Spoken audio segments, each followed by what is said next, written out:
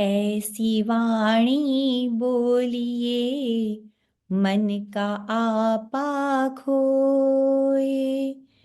अपना तन शीतल करे, औरन को सुख होए कबीरा, औरन को सुख होए। नमस्कार। मेरी हिंदी की कक्षा में आप सभी का बहुत बहुत स्वागत है। बच्चों, आज हम कबीर की साखियां पढ़ने जा रहे हैं। आपकी पाठ्य पुस्तक में ये कबीर की साखियां दी हुई हैं। आज मैं उन्हीं को आपको समझाना चाहती हूँ।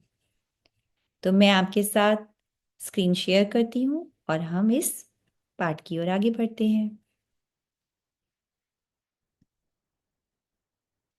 बच्चों, कबीरदास जी का जन्म 1398 में काशी में हुआ था। 1398 अर्थात 14वीं शताब्दी में। और इन्होंने 120 वर्ष इनकी आयु रही थी। और उसके पश्चात 120 वर्ष के पश्चात वो मगहर में, काशी के से कुछ दूरी पर एक स्थान है मगहर, तो वहां पर 1518 ईस्वी में मगहर में ये चिरनिद्रा में लीन हो गए थे, अर्थात ईश्वर में मिल गए थे। कबीरदास जी का जन्म जब मध्यकाल में हुआ था, उस वक्त भारत के अंदर बहुत सारी राजनीतिक हलचल थी, धार्मिक आधार पर भी बहुत सारे भेदभाव थे, समाज में भी ऊंच नीच का भेदभाव था। ऐसे समय में कबीरदास जी का जन्म हुआ था। तो उन्होंने समाज को एकीकृत करने का एक बहुत बड़ा कार्य किया है। इन्होंने अपनी साखियों के माध्यम से लोगों को समझाने का प्रयास किया कि ईश्वर एक है, सबको मिलकर रहना चाहिए। इसके अलावा ईश्वर की प्राप्ति के लिए हमें बाह्य आडंबरों की आवश्यकता नहीं होती है। ईश्वर को प्राप्त करने का सबसे सरल माध्यम है कि अपने हृदय को आप बिल्कुल स्वच्छ रखें, निर्मल रखें, कोमल रखें, मधुर वाणी में एक दूसरे से बात करें, मिलकर रहेंगे और ईश्वर को अपने हृदय से प्रेम करते रहेंगे तो ईश्वर की प्राप्ति आपको हो जाएगी। तो ऐसी अनमोल बातें उन्होंने सिखाई हैं। बच्चों, कबीरदास जी की जो दोहे हैं, इन्हें साखी कहा जाता है। साखी का अर्थ होता है साक्षी, प्रत्यक्ष साक्षी। तो गुरु के द्वारा अपने शिष्य को जो ईश्वर का प्रत्यक्ष साक्षात्कार कराया जाता है, उसी को हम साक्षी कहते हैं। तो इनकी साखियां जो हैं, वो भी एक प्रकार का साक्ष्य है हमारे सामने कि ईश्वर की प्राप्ति किस प्रकार हो, इसीलिए इन्हें साखी कहा जाता है। और इनकी जो साखियों की भाषा है, उसे सधुक्कड़ी भाषा कहा जाता है। सधुक्कड़ी का अर्थ होता है साधु द्वारा कही गई भाषा, साधु द्वारा बोली गई भाषा। साधु होता है एक अच्छा और एक नेक सच्चा व्यक्ति, उसे साधु कहते हैं। तो उसके द्वारा कही हुई जो बातें हैं वो सधुक्कड़ी भाषा। इसके अलावा इनकी भाषा को पचमेल खिचड़ी भी कहा जाता है। पचमेल खिचड़ी का मतलब होता है 5 भाषाओं का मेल। तो इनकी 5 भाषाएं कौन सी थी? अवधी, ब्रजभाषा, पंजाबी, भोजपुरी और राजस्थानी। उस समय उत्तर भारत में जो संत कवि हुए थे, उनकी भाषा इसी प्रकार की भाषा थी, जिसमें अलग अलग स्थानीय भाषाओं का मिश्रण था। जैसे कबीरदास जी, मीराबाई, गुरु नानक जी, तो इन सभी उत्तर भारत के इन संत कवियों की भाषा इसी प्रकार की मिली-जुली भाषा थी। तो अब हम आगे अपनी पाठ्य पुस्तक में से इन साखियों को पढ़ते जाते हैं और इन्हें समझने का प्रयास करते हैं।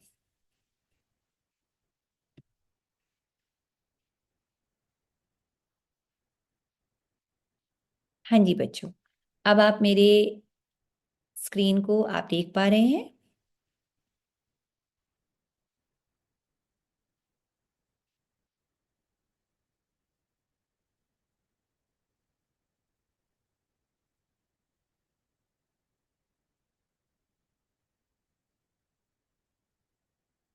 जी, तो अब इन साखियों को एक एक करके पढ़ते जाएंगे और समझते चलेंगे।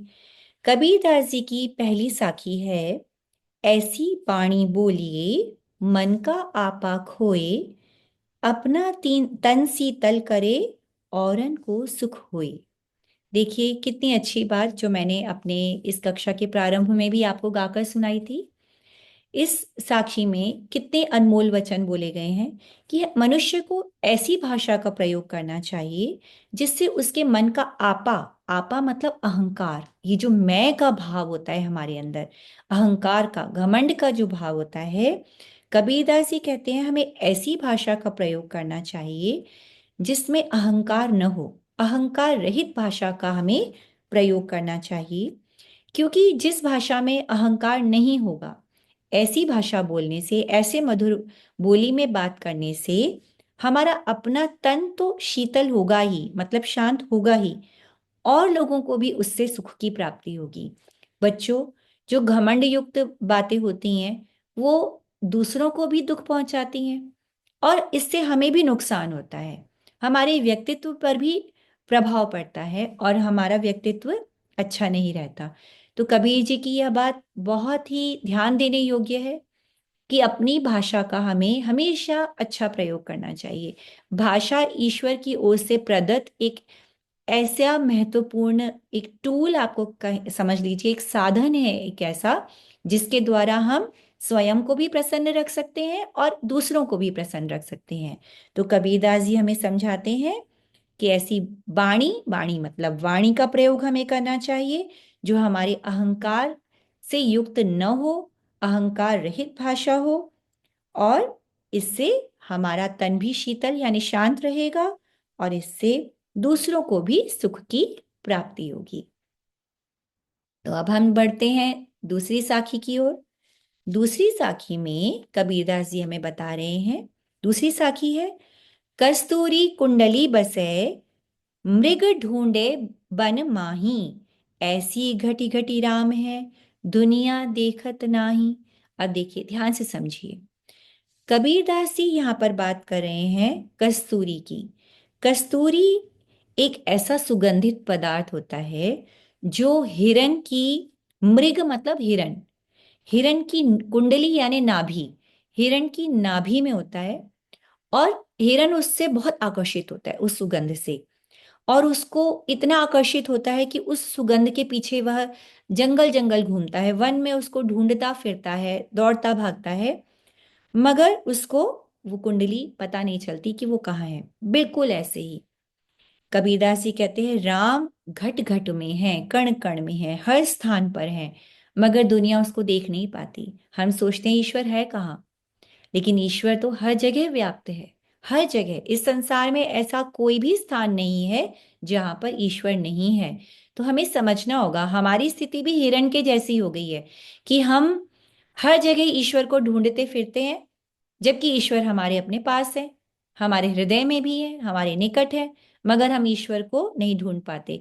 अगर ईश्वर का हमें पता होता ना, तो कभी भी हम कुछ गलत कार्य करते ही नहीं। तो इस बात को कबीरदास जी ने बड़े ही सरल उदाहरण के द्वारा हमें समझा दिया है कि जिस प्रकार हिरण जो है अनभिज्ञ है इस बात से कि कस्तूरी कहाँ है और वो उसको वन में ढूंढता फिरता है, ऐसे ही मनुष्य भी ईश्वर को जगह जगह ढूंढ रहा है, मगर ईश्वर हर कण में व्याप्त है, हर जगह व्याप्त है। अब बढ़ते हैं तीसरी साखी की ओर। तीसरी साखी में कबीरदास जी कहते हैं, जब मैं था तब हरि नहीं, अब हरि है मैं नाही, सब अंधियारा मिट गया जब दीपक देखा माही। अब इसमें बड़ी ही महत्वपूर्ण बात है। कबीर जी कहते हैं जब मैं था, मतलब मेरा अहंकार था, जब मैं अपने अंदर अहंकार को हम महसूस करते हैं, तब हरि हमारे पास, हरि अर्थात ईश्वर, ईश्वर हमारे पास नहीं होते हैं। और जब हरि हैं, वो अपने लिए कहते हैं कि जब अब ईश्वर मेरे निकट आ चुके हैं, अर्थात मुझे ईश्वर का आभास हो गया है, ईश्वर का भान हो गया है, तब मैं नहीं, मेरा अहंकार पूर्णतः समाप्त हो चुका है। सब अंधियारा मिट गया, अंधियारा यानी अज्ञान रूपी अंधकार मिट गया है जब दीपक देखा माही, जब मैंने ज्ञान रूपी ईश्वर को के जो ज्ञान, ईश्वर का जो ज्ञान है, उसका ज्ञान रूपी दीपक मैंने देख लिया, उसका प्रकाश देख लिया, तो अंधकार स्वयं ही समाप्त हो गया। अर्थात अहंकार को अगर हम समाप्त कर देते हैं तो हमारे अंदर ज्ञान का उजाला हो जाएगा, हमें ईश्वर दिख जाएंगे, हमें समझ आ जाएंगे। तो इसीलिए बच्चों सबसे ज्यादा जरूरी है सबसे पहले अपने मैं यानी अपने अहंकार को, अपने घमंड को समाप्त कर देना। तो कबीरदास जी अपने स्वयं के उदाहरण के द्वारा हमें यह बात समझा रहे हैं कि जब तक उनके अंदर मैं का भाव था, अहंकार का भाव था, तब तक ईश्वर नहीं थे निकट उनके। परंतु जब अंधियारा मिट गया, अंधियारा कौन सा? अज्ञान रूपी अंधकार जब मिट गया, तब दीपक देखा माही, तब मैंने ज्ञान रूपी प्रकाश को, दीपक को देख लिया। अपनी चौथी साखी में कबीरदास जी कहते हैं, सुखिया सब संसार है, खावे अरु सोवे, दुखिया दास कबीर है, जागे अरु रोवे। इसमें कबीरदास जी बता रहे हैं, दो प्रकार के लोगों की बात कर रहे हैं। एक तो वो लोग जो स्वयं को सुखी समझते हैं, संसार, सभी सांसारिक लोग जो स्वयं को सुखी समझते हैं, खाते पीते हैं, अज्ञान में डूबे हुए हैं और अपने आप को, जो ये भोग हैं सांसारिक भोग, इनमें लिप्त होने पर भी स्वयं को सुखी मानते हैं। परंतु कबीरदास जी अपनी वास्तविक स्थिति का हमें बता रहे हैं, ज्ञान दे रहे हैं, समझा रहे हैं कि मैं अब दुखी हूं, जागता रहता हूं। किसमें जागता हूं? ज्ञान में जागता रहता हूं, अज्ञान रूपी निद्रा में नहीं सोया हुआ हूं, और मैं रोता रहता हूं ईश्वर को की प्राप्ति के लिए। सच्चा प्रेम ईश्वर की प्राप्ति से ही प्राप्त होता है। इसी बात को समझाते हुए कबीरदास जी हमें समझा रहे हैं कि मौज मस्ती में डूबे रहने वाले जो लोग हैं, वे जो है चिंतनशील नहीं है, अज्ञान में डूबे हुए हैं और अपने आप को, वो संसार के भोगों में लिप्त रहते हैं, खाते पीते हैं और सोते हैं और अपने आप को सुखी मानते हैं। इस अज्ञान में खुश रहते हैं कि बस हम सुखी हैं। लेकिन कबीरदास जी कहते हैं वे लोग जो जाग रहे हैं, जिन्हें ज्ञान प्राप्त हो चुका है ईश्वर का, वे लोग दुखी हैं, क्योंकि वो जान चुके हैं कि संसार नश्वर है, सांसारिक सभी भोग जो हैं वे नश्वर हैं। तो इसीलिए इस नश्वरता को देखकर वे रोते हैं कि ईश्वर का प्रेम ही उन्हें प्राप्त हो जाए, ऐसी ये कामना करते रहते हैं। कबीरदास जी अब अपनी पांचवी साखी में हमें सच्चे भक्त की पहचान भी बता रहे हैं। तो उनकी पांचवी साखी को समझते हैं बच्चों। कबीरदास जी कहते हैं, विरह भुवंगम तन बसे, मंत्र न लागे कोई, राम वियोगी न जिवे, जिवे तो बोरा होई। अब यहाँ पे कबीरदास जी कहते हैं विरह यानी बिछुड़ना, ईश्वर से जो विरह है, ईश्वर से बिछड़ना ऐसा है मानो तन यानी शरीर, उसमें सांप, भुवंगम यानी सांप, सांप मानो शरीर के अंदर चला गया हो, शरीर में बस गया हो। तो कितना कष्टप्रद होता है अगर हमारे शरीर में सांप चला जाए। सांप का जो बार बार डंक मारेगा, जो उसका कष्ट होगा हमें, वो इतना अधिक पीड़ा होती है, इतना अधिक कष्ट है, मान बिल्कुल वैसा कष्ट जैसे ईश्वर से विरह होने पर कष्ट होता है। मंत्र न लागे कोई, कोई भी मंत्र उस कष्ट को, विरह के, ईश्वर के प्रति से जो विरह है हमारा, जो बिछोड़ना हो गया है, कोई भी मंत्र उसे ठीक नहीं कर सकता। राम वियोगी न जिवे, जिसने ईश्वर से, जिसको वियोग महसूस होता है, मतलब इतना अधिक प्रेम है उसको ईश्वर से कि उससे दूर होने का जो उसको आभास है वो इतना अधिक है। जीवे तो बौरा हुई, अगर जीना पड़ जाए बिना ईश्वर के तो मानो बौरा यानी पागल, कि ईश्वर के प्रेम में वो पागल ही हो जाए, जो ईश्वर से उसको बिछड़ने का अगर दुख हो तो इसका मतलब जो ईश्वरीय प्रेम होता है वो सबसे अधिक गहरा प्यार होता है। सांसारिक प्रेम में, हम लोग सांसारिक लोग हैं, संसार के प्रेम को ही सबसे बड़ा प्रेम समझते हैं, सच्चा प्यार कहते हैं, मगर यह गलत है। ईश्वर के प्रति जो प्रेम होता है या ईश्वर का मनुष्य से जो प्रेम होता है, वही प्रेम सच्चा प्रेम है और सबसे बड़ा प्रेम है। तो उसी ईश्वर से जब विरह को सहना पड़े तो वो बहुत अधिक कष्टप्रद होती है, बिल्कुल ऐसी कष्टमय मानो किसी सांप ने ही डस लिया हो या सांप ही हमारे शरीर में रह रहा हो। बच्चों, अब कबीरदास जी अपनी छठी साखी में एक अत्यंत महत्वपूर्ण बात हमें समझाने जा रहे हैं। इस बात को गौर से सुनिएगा। कबीरदास जी कहते हैं, निंदक नेड़ा राखिए, आंगणी कुटी बनाए, बिन साबण पानी बिना, निर्मल करे सुभाए। अब इसमें कबीरदास जी कहते हैं निंदक, मतलब जो हमारी बुराई करता है। देखो हम लोग आम दुनिया में क्या करते हैं, अगर कोई हमारी बुराई करता है तो हम उसे बुरा कहकर उससे दूर हो जाते हैं और कहते हैं ये तो हम बुरा, हमारी बुराई कर रहा है, बुरा व्यक्ति है, और हम उसी को बुरा कहकर उससे दूर होने का प्रयास करते हैं। मगर कबीरदास जी इसके विपरीत बात हमें समझा रहे हैं। कबीरदास जी कहते हैं निंदक, जो आपकी बुराई करता है, उससे अपने नेड़ा, पंजाबी शब्द है नेड़ा, उससे अपने निकट रखिए। राखिए मतलब रखिए, अपने पास रखिए। आंगन कुटी बनाए, बंधाए, हो सके तो अपने आंगन में ही उसकी कुटिया बनाकर रख लो, मतलब अपने अत्यधिक निकट उसे आप आने दीजिए जो आपकी बुराई करता है। भला ऐसा क्यों करें? क्योंकि बिन साबण पानी बिना, बिना साबुन और बिना पानी के ही, निर्मल करे सुभाए, सुभाए यानी स्वभाव। ऐसा व्यक्ति हमारी बुराई जब करता रहता है और हम भी अपनी बुराई को सुनते हैं, सुनकर भी अगर हम धैर्यवान बने रहते हैं, तो हमारा स्वभाव धीरे धीरे धीरे धीरे निर्मल हो जाता है। ये बहुत बड़ी बात है बच्चों। बुराई करने वाले व्यक्ति को अपने निकट रखना सचमुच बहुत ही मुश्किल काम है, मगर जिसने यह मुश्किल कार्य कर लिया, बुराई करने वाले को अपने निकट रख लिया और उसकी बुराई को बड़े ही धैर्यपूर्वक सहता रहा, तो धीरे धीरे हमारा स्वभाव बिल्कुल निर्मल हो जाएगा, हमारा हृदय बिल्कुल स्वच्छ हो जाएगा। हमें सफाई के लिए जैसे साबुन और पानी की जरूरत पड़ती है ना, मगर हृदय की सफाई, देखो शरीर की सफाई साबुन और पानी से होती है, मगर हृदय की सफाई कैसे होगी? हृदय कैसे निर्मल होगा?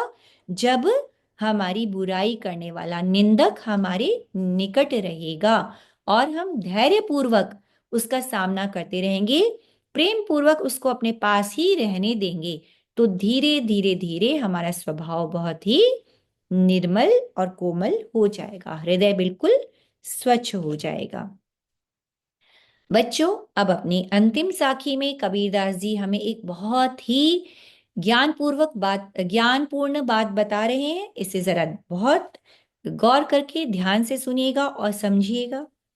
कबीरदास जी कहते हैं, हम घर जाल्या आपना, लिया मुराड़ा हाथी, अब घर जालों तास का, जय चले हमारे साथी। कबीरदास जी कहते हैं हम घर जालिया आपना, हम यहाँ पर वो अपने लिए कह रहे हैं, मैंने अपने घर को जला दिया। लिया मुराड़ा हाथी, हाथ में मुराड़ा, मुराड़ा यानी मशाल, मशाल लेकर मैंने अपने घर को जला दिया। तो अब ये कबीरदास जी का घर कौन सा है? ध्यान से सुनिएगा। ये घर है काम, क्रोध, लोभ, मोह, ईर्ष्या और अहंकार का। ये जो छह प्रकार के जो विकार होते हैं, ये हमारे अंदर घर बना लेते हैं, हमारे मन में अपना घर बना लेते हैं। तो इन सभी बुराइयों को, इन सभी विकारों को वो कहते हैं मैंने मशाल, कैसी मशाल? ज्ञान की मशाल, ईश्वरीय ज्ञान की मशाल, उसके द्वारा मैंने अपने इस इन दुर्गुणों को, इन छहों दुर्गुणों को मैंने जला दिया है, समाप्त कर दिया है। अब घर जालों तास का, अब मैं आपके घर को भी जला सकता हूं। कौन सा घर? दोबारा से याद करेंगे। ये है काम यानी कामनाएं, क्रोध, लोभ, मोह, ईर्ष्या और अहंकार। ये जो छह प्रकार के विकार होते हैं, बुराइयां होती हैं, वो कहते हैं अब मैं आपकी इन बुराइयों को भी समाप्त कर सकता हूं, जे चले हमारे साथ ही। अगर आप हमारे साथ यानी मेरे साथ अगर आप चलेंगे, तो मैं आपकी इन बुराइयों को भी समाप्त कर दूंगा। तो बच्चों, आपने कबीरदास जी की ये आठों साखियां ध्यानपूर्वक समझ ली हैं। आशा करती हूँ आपने समझ ली हैं, और इनको बार बार आप सुनिएगा। अगर आपको कहीं पर भी दिक्कत आ रही है, इन्हीं को फिर से मेरे इस वीडियो को ध्यान से सुनिएगा, तो आपको आठों साखियां समझ आ जाएंगी। तो कबीरदास जी की इन साखियों के अर्थ तो हमें याद करने ही हैं, इनके साथ साथ बच्चों हमें इनकी जो भाषा है, सदुक्कड़ी भाषा, पचमेल खिचड़ी, इसको भी हमें समझना है। तो आशा करती हूँ कि बोर्ड की परीक्षाओं के लिए अब आप इस इन साखियों को समझकर तैयार हो जाएंगे। अपने अगले वीडियो में अगले किसी पाठ के साथ मिलती हूँ। धन्यवाद। नमस्कार।